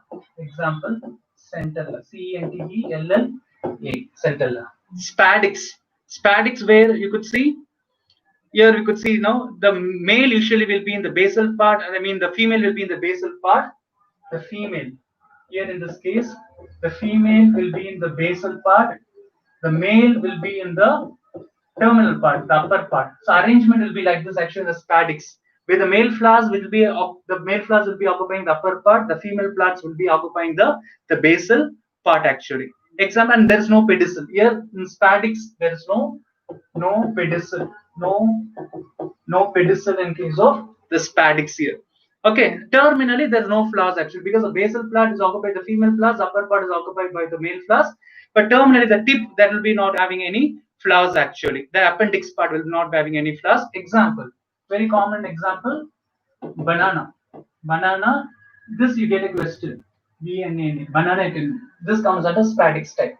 Then we have the receptacle. The receptacle type, you could see example for receptacle, which comes under capitulum. Receptacle, example can you give for capitulum? Sunflower. Capitulum, where you could see in case of sunflower.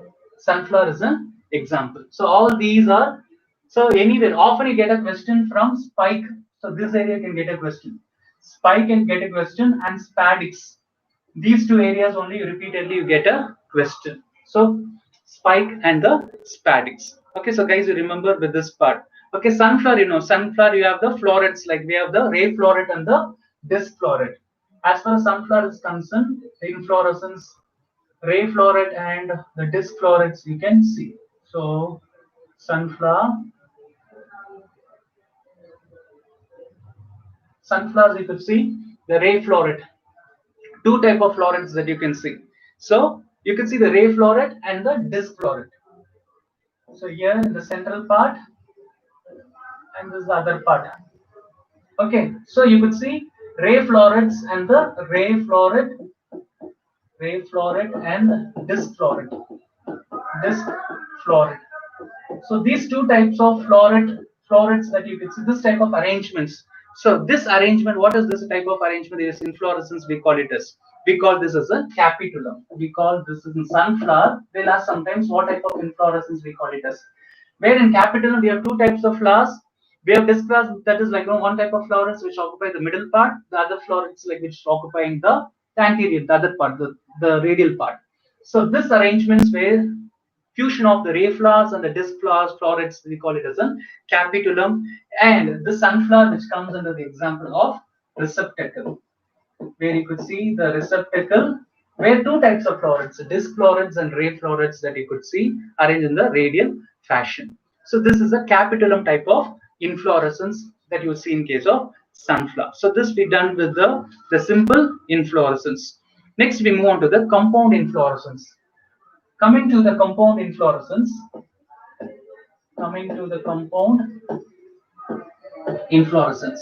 as far as the compound inflorescence is concerned, here in compound, if simple racemose is branched, where you could see this is a panicle, CLE, panicle. Then we have corymbos, umbel, spadix. Then we have a spike. So these are the types of the compound. Okay, guys. So time is 3:33. By another 10 minutes or 10 or 14 minutes, I try to close. Okay, try to close before 10 minutes for you. Okay, so no break. Since I didn't give a break, guys, you also didn't ask for a break. So thank you for understanding. Just 5 or 7 minutes before I try to close it. So panicle, corymbos, umbel, spadix, and we have a spike here. Example, panicle, asparagus, corymbos, cauliflower, cauliflower. Humble example, carrot. Spadix. Coming to the spadix example, can you simply tell me it's a coconut? Coconut. You could take wheat, wheat, wheat, and oak. These are the common example, okay, that we can give it. Okay. So asparagus, cauliflower, carrot, coconut, and oak. These are examples that we can give it. Okay. This is a compound inflorescence under racemose. See, this we discussed under the racemose. Racemose. Racemose we already discussed about simple inflorescence before. So this is a compound inflorescence. As of now, we completed only the racemose. So this gives us actually like uh, so what happens like in this case of compound where you could see the panicle, corybos, umbel, and spandix and the spike. Okay, this we can see in this case in case of racemose, the compound inflorescence. Then come to the other part, the compound inflorescence. Coming to the compound inflorescence, this we see like panicle, corybos, umbel, spandix, and the spike variety. Okay, so coming to the next part, that is we'll start with the cymose inflorescence. Coming to the cymose inflorescence, cymose inflorescence. Cymose inflorescence. Coming to cymose inflorescence, uniporous. So what are the types that you could see? You could see in cymose inflorescence the young flowers which should be occupying at the bottom. So the cymose inflorescence, uniporous, uniporous, dichasial, multiporous, multi multiporous, and we have the cymose itself, and we have scapi gerus. Scapi gerus. So these are the chymose types of inflorescence. Okay. Now you could see the uniporous. Uniporous, you could see example. Example for uniporous, begonia. Begonia is an example for uniporous. Then we have a dichasial, Dichasial, dichasial. Example. Example, bougainvillea. Bougainvillea. Multiporous example, nerium. Nerium. Here cymose, albizia. Albizia. And scapigerous. You could see, this usually the scapigerous, the leaflets flowering axis, like you could see, like scape, which form the clusters of flowers, which form the heads, which covers by one or more bract, one or more bract. So you could see one or more bract that you could see. This we call it as a spat. So by this we come to the end of the fluorescence, chymose inflorescence. The last one is scapigerous, SCAPI, SCAPI, scapi, GEROUS, scapigerous. In scapigerous, this is the leaflets, flowering axis, and this usually which we call it as a scape, and this clusters of flowers which forms the head, and this is covered by one or more bracts, that you could see. This we call it as a spathe. Okay, so we're done with this type of inflorescence, that is chymose inflorescence and the racemose inflorescence. Okay, so time is almost like 3:40. Next 7 minutes only just trying to take, so that's why I'm not giving a break in between. So next 7 to 8 minutes are trying to wind up this session. Okay, the last part of this inflorescence we'll discuss about special type of inflorescence. When we talk about the special type of inflorescence, can someone tell me what are the special types? The inflorescence. So you will see special type of inflorescence. Inflorescence, you can see. The first example that you could see is cyathium, because mostly in NCERT books they're not given all the four. Only few examples that only they're given. Then verticillista. VRTI, verticillista, TR, verticillista, hypanthodium, hypanthodium, and D1 is synanthium. So these are all the four type of special inflorescence, that is that we're going to discuss. But most important here in this case is like the cyathium and the hypanthodium. And this is the image which tells you about the fig, usually in case of hypanthodium. In case of hypanthodium, this is a classical example for hypanthodium. In case of fig plants, in fig trees and fig, where you could see this type of hypanthodium. What is the name of the insect you would have studied in the ecological part? In the ecological part, you would have studied about this, right? So, what's the name of the insect? The wasp which penetrated inside this particular fig plants, and there will a mutualistic relation. You even studied in the mutualism also. What is the name of the insect? This particular wasp which penetrated inside and which lays inside, and is responsible for pollination of this type of the fig plants, especially, right? So as far as the fig plants are concerned, this has got the special type of inflorescence. This inflorescence we call it as hypanthodium. What you could see in hypanthodium is a cup-shaped receptacle. This you could see as the cup-shaped receptacle. This cup-shaped receptacle that you could see in hypanthodium, and this contains the hollow central cavity. This contains hollow central cavity. The central cavity, the hollow central cavity that you could see in the center. This cavity, right? The central cavity. This is we call it as an osticle. This we call it as an osticle, the central cavity. And then where you could see inside, where you could see the male flower, the female flower, and the gall flower. Three types of flower that you could see. So the male flower, you could see the female flower, and you could see a gall flower inside. Okay, so three types of flowers that you could see in this type of inflorescence. So we call this inflorescence the hypanthodium inflorescence in ficus. Especially you could see Pronuba eucasella. Yeah, Pronuba eucasella. This is the type of the insect which crawls inside and which fertilizes and which lays its eggs and fertilized, and thereby what happens, like, a mutualistic relationship can be accompanied between the fig and the insect, the wasp, so that cross pollination can be achieved. This is one of the symbiotic relationship, that also the mutualistic relationship that you can see between this insect and the fig plant. Here the fig has got a special type of inflorescence. This we call it as hypanthodium inflorescence.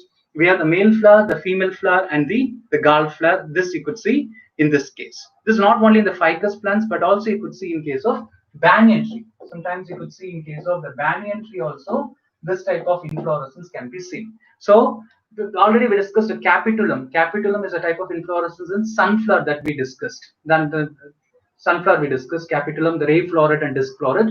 Here the next type of the inflorescence is hypanthodium. Hypanthodium is for the fig plants, where you could see the female flower, male flower, and the gall flower. So next we have a cyanthium. As far as cyanthium is concerned, so I'll show the image of the cyanthium. Here, this is a cyanthium. Cyanthium, THIUM, cyanthium, where you could see this type of inflorescence, where it is quite common in the Euphorbiaceae family. It is quite common in a Euphorbiaceae family, where you could see the center. This is the female flower. This one is the female, the female flower that you could see, where the style, and this is the ovary, and here this is the pedicel. This is the one structure, where like complex structure that you could see female flower. It is surrounded by, these are all the male flowers. Here you could see the male flowers, but you could see only one cup-shaped structure. This flower is this is the female. This is a female flower, and this particular female part is surrounded by, these are all the male flowers. Where you could see the yellow parts here, right? These are all the male flowers which usually surrounded here. Okay, Euphorbiaceae, it's a family, the separate family, where you could see this type of the inflorescence. We call it as a cyanthium fluorescence, where you see the cup shaped, where the fusion of bracts, where you could see, where in this case the sepals are absent. The sepals and petals, are absent, and usually what happens, this Euphorbiaceae, which has got the Cuphos. This Cuphos is a pedicellate, that is the female flower which will be occupying in the center, which is surrounded by the male flower, and this which comes under syncarpus ovary, which comes under syncarpus tricarpellary. Very shortly we're going to discuss about all these terms when we start discussing about the flowers here, right? Syncarpus and tricarpellary female flowers, and the female is surrounded by pedicellate scorpioid male flowers. It's a pedicellate. The males are pedicellate, scorpioid, scorpioid male flowers. So This type of special type of inflorescence you can see in case of this type, that is in cyanthemum. So special type of inflorescence, cyanthemum, this you should remember, and hypanthodium, that this two is very important. The other type of inflorescence like verticillator and synanthium, this we cannot give much of importance. Mostly if you get a questions, you get questions from hypanthodium or you get a question from cyanthemum. So the time is 3:45. So by next 5 minutes, I'm going to close. That's the reason I didn't give you a break. Okay, so I just close you by next 5 minutes. Okay, so if I give a next 5 minutes, I'll try to close. Okay, so for that only, I'm not giving you a break now. Fine. So we're done with this fluorescence. Okay, hypanthodium, synanthium that we discussed. The last part we discussed about flowers. We'll start with the flowers. Coming to flowers, flowers is the most colorful part of the flower, especially with the flowering plants, that is in angiosperms. As you know, like this, you're studying from the lower classes. I'm not here to explain about the flowers. You know the basic functions that you could see in the flowers. You know the pedicel, the floral axis, the pedicel, floral axis. And when we talk about the poles here, poles, we call it as poles, a calyx. We have a calyx, corolla, and let me write in white, calyx, corolla, andrecium, then we have gynoecium, Okay, so what is the other name for the calyx that we can give? Okay, reproduction, yes, exactly. So what is the main function of this calyx? The calyx, usually we call it as a unit, we call it as a sepals. Calyx are sepals. Corolla, the unit is petals. Here, in case of andrecium is the male and the gynoecium is the female. What is the unit of like andrecium? You could see like in the stamens here, like stamen. You could see stamen, and gynoecium. You could see carpels. And there we have something called as tepals also.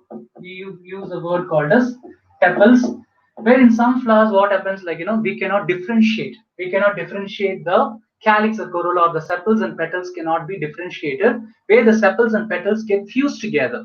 Then this we call it as a tepals. So tepals, where you could see, so here the tepals, where the sepals and petals which get fused over here, the calyx and corolla which gets fused together, and this forms the tepals, and we call that as a perianth.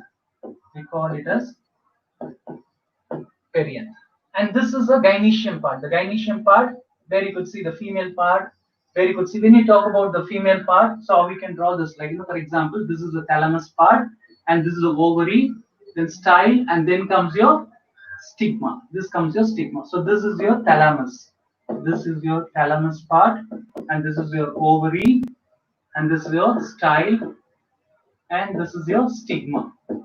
Together, because inside you could see what? Inside you could see the locules, where you could see the ovules which present inside. Inside you could see the presence of ovaries. I mean ovules which present inside. So ovule will become a seed and ovary will become a fruit. Ovary will become a fruit. So ovule will become later part. It will become a seed and ovary will become a fruit. Okay, this complete structure where the ovary, the style, and stigma, this together we call it as pistil. This we call it as a pistil. So pistil is combination of the ovary, your style, and the stigma. This combined structures together we call it as pistil. This is for your gynoecium. That is the unit of gynoecium is a carpels, because we call it as monocarpellary, bicarpellary, tricarpellary, like that it keeps going on. So unit of gynoecium, the female part is the carpel, where you could see the pistil structure, the ovary, the style, and the stigma. But in case of males, what you could see, you could see this is a lobe, where you could see this is the filament. The filament you could see here, the filament, and the filament which are the bilobes, like sometimes it's the one single lobe, sometimes you could see a bilobe structure. This is called as anther. This part is called as anther, and this one we call it as a filament. This is called as filament. This is the structure of like andrecium, the male structure. From the anther, I mean the anther lobes only, what happens at the time of dehiscence? What happens? The mature anther will start producing the Microspores, that we call it as pollen grains. Pollen grains are male gametes which start producing. You would have studied like pollen pistil interaction. Pollen pistil interaction, how the pollen produced at the time of dehiscence, what happens like the anther. It the it bursts and what happens like the microspores which will be produced in tetrads, then four microspore mother cells, then all the four will become functional. Then what happens? This pollen grains which approach the female part, it will be approaching the pistil. It will be approaching the pistil. Then the pollen grains will start forming the pollen tube, and this will start going inside. So this is how actually the pollen pistil interaction takes place, especially reproduction. Reproduction that we'll be discussing, that is between the andrecium and the gynoecium, because only the andrecium and gynoecium, these two are playing a very important role in the reproductive areas. Very shortly, we'll be discussing in 12th standard part that there is a separate chapter called as sexual reproduction in flowering plants actually. See it clear, guys? So andrecium and the gynoecium, and we have the calyx and the corolla, which is the colorful part. Calyx or corolla, which is actually the colorful part, and this plays a very important role in attracting insects, so that entomophily, where the insect pollination takes place. Whether the calyx is colorful or the corolla is the colorful, which part of the flower is colorful, so that it can attract insects. So this will come corolla exactly. So corolla is attractive, colorful part of the flowers. So it attracts what the insects, so that it enhances the chance of cross pollination. So in this types of flowers, so you'll be studying about this in case of self pollination, and you'll be studying in a cross pollination. So by this, the general structure of the flower that we discussed. And when we talk about like calyx and corolla, usually we use the word called as polysepalous, gamosepalous, polypetalous, gamopetalous. Usually we discuss about this. What is polysepalous? Poly, I mean gamosepalous. Poly means what? We discuss in both the sepals as well as in petals. Polysepalous, gamosepalous. The same way, polypetalous, petalus. The same way, tepals also, polytepalus, gamotepalus. The same way that we're discussing. Poly means what? Poly is sometimes is fused or it is free. So usually the poly is free in nature. So it's not fused. Where the poly is free. Whereas gamo is fused. It means what? If the sepals are free, then we call it as polysepalous. If the sepals are fused, then it is called as gamosepalous. Same way for petals here, for corolla. If the petals are free, it is called polypetalous. If the petals are fused, then it is called as gamo. So poly is actually the poly is many, but at the same time it is free. But in case of gamo if it comes means it is gamo means it is fused. Poly means free. Example you take in case of like mustard for polypetalous. Polypetalous you take mustard. Gamo petalous you take ipomia. These are the some of the examples. Since already we're dealing with the time, so it's 3:52. So we're trying to wind up, and just 1 minute I'll close it. Then we have the perianth. Perianth where the sepals and the petals which fuse together, which cannot be differentiated. Here you could see like the polytepalous example, polygonum. Gamopetalous example, tulips you can take an example. Sometimes what happens, this variant, the tepals which looks like a petal, then it's called as asphodelias example. If the same petal which look like a sepal, then we call it as a date palm. So these are quite given examples, because almost we're drained. I don't want again to bore you by again just loading up again and again. So rest of the things we discuss tomorrow. So we're done with the flowers. Tomorrow we'll start with the types of the superior ovary, inferior ovary, semi-inferior ovary. The very important parts alone we'll discuss. Then we'll discuss about the fruits, and then the seeds, and important families like Fabaceae, Astaceae, Euphorbiaceae, the floral diagram and the floral formula that we'll discuss. By that we'll come to the end of this chapter. I think we're done with for today's session. So without break, I know I really appreciate your time and patience. So patiently listen to this class. So thank you so much. So by this, we're coming to the end of this session, the bio session. The rest of the things that we'll discuss tomorrow. So thank you for your cooperation. Thank you so much. Practice more than listening to the class. Yeah, taxonomy. Yeah, next session that will be the last chapter, 11th standard. The taxonomy will be the last session. Once we're done with it, we go with the 12th standard portions. Thank you so much. Thank you for your patience, and thanks for being with me without a break also. Thank you guys. Thank you. And practice most of the test papers, practice. Thank you.